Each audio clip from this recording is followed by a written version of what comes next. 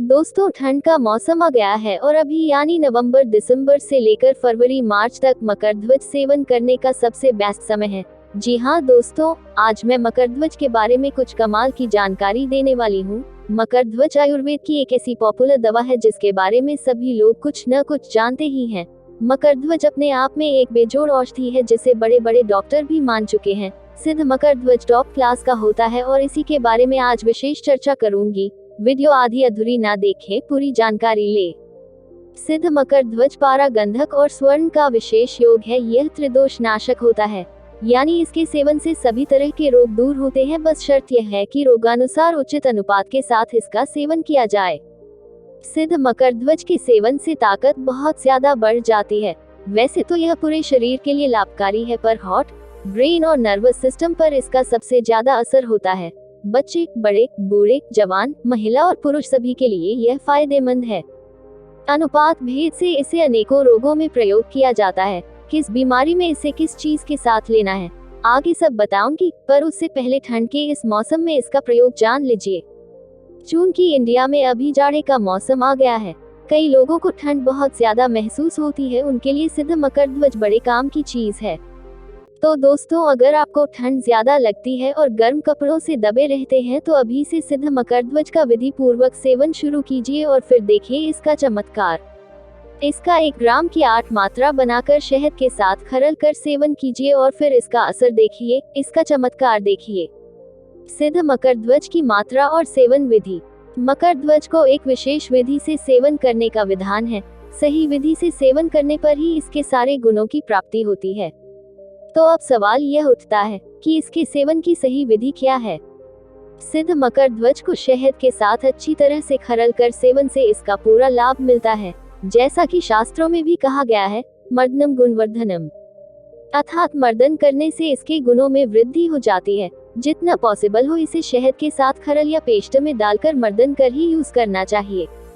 125 milligram से 375 milligram तक आयु के अनुसार इसकी मात्रा लेकर 1 स्पून शहद के साथ 10 से 15 मिनट तक खरल कर रोज 2 से 3 बार तक इसका सेवन करें और फिर चमत्कार देखें। अगर किसी खास बीमारी के लिए इसे लेना है तो उस बीमारी में इस्तेमाल होने वाली दवा के साथ इसे मिक्स कर लेना चाहिए। अगर मैं कहूँ कि सिद्ध मकरध्वज गुणों की खान है तो अतिशयोक्ति नहीं होगी। मकरध्वज के जैसी दवा दुनिया की किसी भी पैथी में नहीं है। यह मरणासन रोगी को भी बचा देती है। सिद्ध मकरध्वज के फायदे। इसके फायदों की बात करें तो यह ताकत बढ़ाने वाली बेजोड़ दवा है। यह हार्ट और नर्वस सिस्टम को ताकत देती है, खून की कमी और कमजोरी दूर कर वजन बढ़ाती है। जल्द निकल जाना, टाइट न होना और अंदर का माल पतला होना के लिए बेजोड़ है।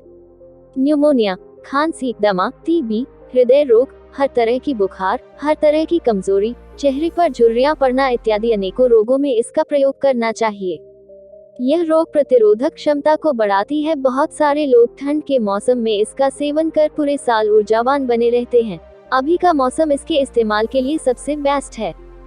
चूंकि सिद्ध मकरध्वज योगवाही भी है, मतलब जिस किसी भी दवा के साथ मिक्स कर यूज करेंगे यह उसके गुणों को बढ़ा देता है। अनुपात भेद से यह अनेकों रोगों में प्रयोग किया जाता है। तो आइए यह भी जान लेते हैं कि किस बीमारी में इसे किस चीज के साथ सेवन करना चाहिए। सर्दी खांसी में पान के रस, अदरक के रस, मुलेठी चूर्ण, पीपल चूर्ण के साथ इसे लेना चाहिए। मलेरिया में करंज बीज या सुदर्शन चूर्ण के साथ। जीर्ण ज्वर या पुरानी बुखार में पीपल चूर्ण के साथ। एसिडिटी में आंवला चूर्ण या गिलोय सत्व के साथ। बवासीर में सुरन चूर्ण या कंकायन वटी के साथ। हृदय रोगों में मोती पिष्टी और अर्जुन की छाल के चूर्ण के साथ। हृदय रोगों में मोती पिष्टी और अर्जुन की छाल के चूर्ण के साथ। मृगी में बच के चूर्ण के साथ। पथरी में गोक्षूर और कुल्थी के क्वाथ के साथ। स्वप्न दोष में कबाब चीनी चूर्ण के साथ। डायबिटीज में गुडमार और जामुन गुठली चूर्ण के साथ। ल्यूकोरिया में तंडुलोदक के साथ। सिद्ध मकरध्वज स्पेशल स्वर्ण मुक्ता युक्त के 1 ग्राम की प्राइस है 1755 रुपया आज की डेट में। यह सबसे बेस्ट है, पर इसके लिए जेब थोड़ी ढीली करनी होती है। सिद्ध मकरध्वज स्पेशल स्वर्ण मुक्ता युक्त ऑनलाइन खरीदे, डिस्क्रिप्शन में लिंक है। मकरध्वज के साइड इफेक्ट्स। जनरली इसका कोई साइड इफेक्ट नहीं होता है। बस किडनी के रोगियों को लंबे समय तक इसका प्रयोग नहीं करना चाहिए और रोगानुसार उचित अनुपात से ही इसका सेवन करना चाहिए। किसी रोग विशेष के लिए लेना है तो स्थानीय वैद्य जी की सलाह से ही सेवन करना चाहिए। होम्योपैथिक दवा लेते हुए भी इसका सेवन कर सकते हैं। विटामिन और हेल्थ सप्लीमेंट का सेवन करते हुए भी इसका यूज कर सकते हैं। अंग्रेजी दवा ले रहे हैं तो डॉक्टर से परामर्श से ले।